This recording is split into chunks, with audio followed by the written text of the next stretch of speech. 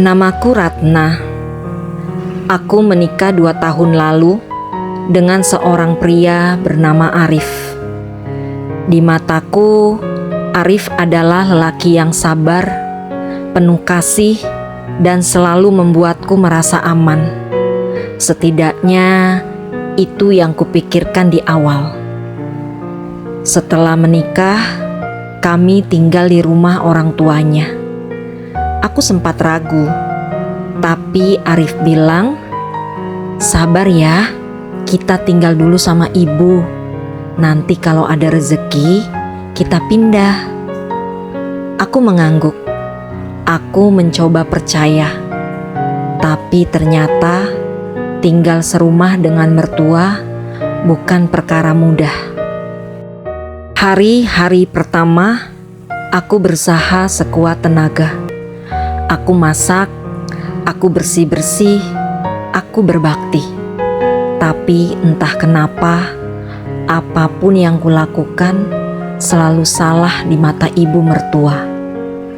Kalau aku masak sayur bening, beliau berkata, "Kalau ibumu masak, pasti lebih enak. Arif, bilangin istrimu belajar lagi." Dan apa yang dilakukan Arif? Ia hanya mengangguk lalu berkata padaku, "Iya Rat, lain kali coba masaknya pakai cara ibu ya." Hatiku tercekat. Bukan karena masakanku dianggap tak enak, tapi karena suamiku lebih dulu membela ibunya.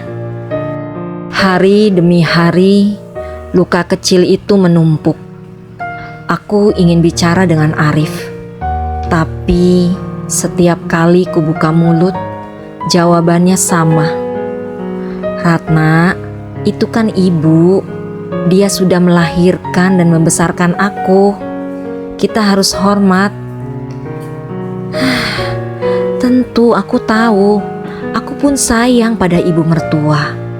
Tapi, bukankah aku juga istrinya? Bukankah seharusnya ia menengahi? Bukan malah membuatku merasa sendirian.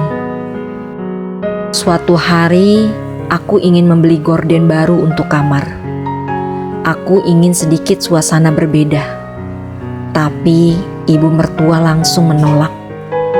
"Tidak usah ganti-ganti, ini masih bagus. Arif, bilang sama istrimu, jangan buang-buang uang."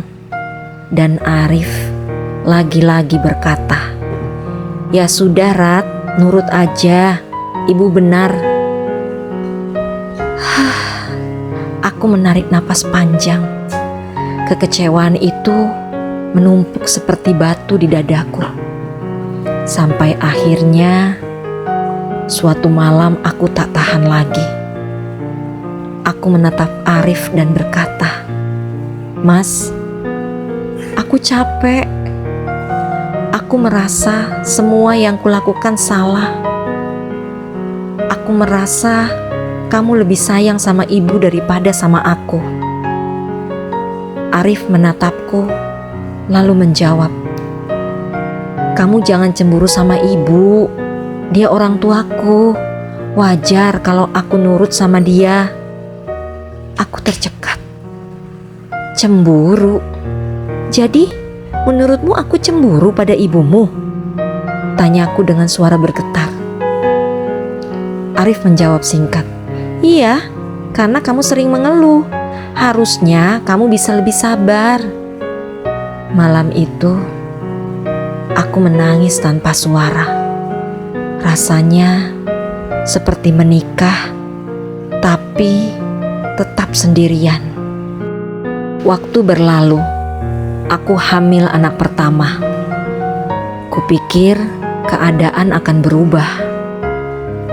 Ternyata justru semakin berat.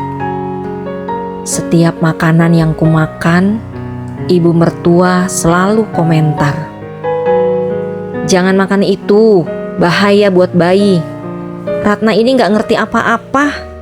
Arif, awasi istrimu." Dan Arif seperti biasa, ia hanya berkata, "Dengar kata ibu Rat, Beliau lebih pengalaman. Aku semakin merasa tak punya suara, bahkan untuk tubuhku sendiri. Puncaknya terjadi suatu sore. Aku baru saja dimarahi mertua karena menjemur baju di tempat yang salah.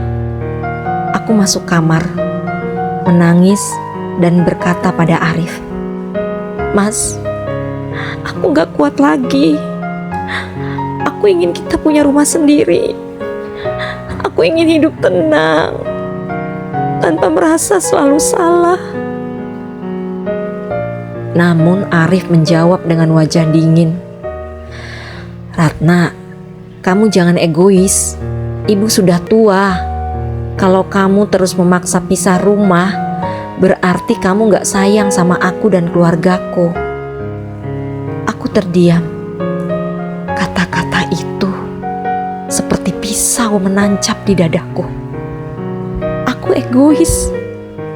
Padahal aku hanya ingin suamiku jadi pelindung, bukan anak kecil yang terus bersembunyi di balik ibunya. Malam itu, aku sujud lama sekali. Aku menangis dalam doa. Aku minta Tuhan tunjukkan jalan. Aku mencintai Arif, tapi hatiku terasa mati perlahan jika terus begini. Akhirnya, aku memberanikan diri berkata jujur, "Mas, aku mencintaimu, tapi aku juga butuh dihargai. Aku ingin kamu jadi suami yang bisa menyeimbangkan antara aku dan ibumu. Kalau terus begini, aku takut rumah tangga kita hancur, Mas." Arif terdiam. Untuk pertama kalinya, ia tidak langsung menjawab. Aku tidak tahu apa yang akan terjadi setelah ini. Apakah Arif akan berubah? Atau aku harus merelakan pernikahan ini demi menjaga diriku sendiri? Yang aku tahu, seorang istri hanya butuh tempat aman di hati suaminya. Dan jika itu pun tidak kudapat, mungkin aku harus belajar memilih, bertahan dengan luka atau pergi dengan harga diri. Setiap rumah tangga punya ujiannya sendiri. Ada yang diuji dengan kesulitan ekonomi, ada yang diuji dengan jarak, dan ada yang diuji dengan campur tangan orang tua. Ratna hanya ingin dihargai sebagai seorang istri. Ia ingin suaminya menjadi pelindung, bukan sekedar anak yang terus bersembunyi di balik ibunya. Dan pada akhirnya, pilihan selalu ada di tangan kita. Bertahan dengan luka atau pergi demi menjaga harga diri. Karena cinta sejati bukan hanya tentang bersama, tetapi juga tentang siapa yang benar-benar mampu menjaga hati. Terima kasih sudah mendengarkan ceritaku sampai akhir. Semoga kisah ini bisa menjadi pelajaran, pengingat, sekaligus penguat bagi kita semua. Saya doakan kalian selalu diberi kesehatan, kebahagiaan, dan dikelilingi oleh orang-orang yang menyayangi. Sampai jumpa di cerita berikutnya. Jangan lupa like, subscribe,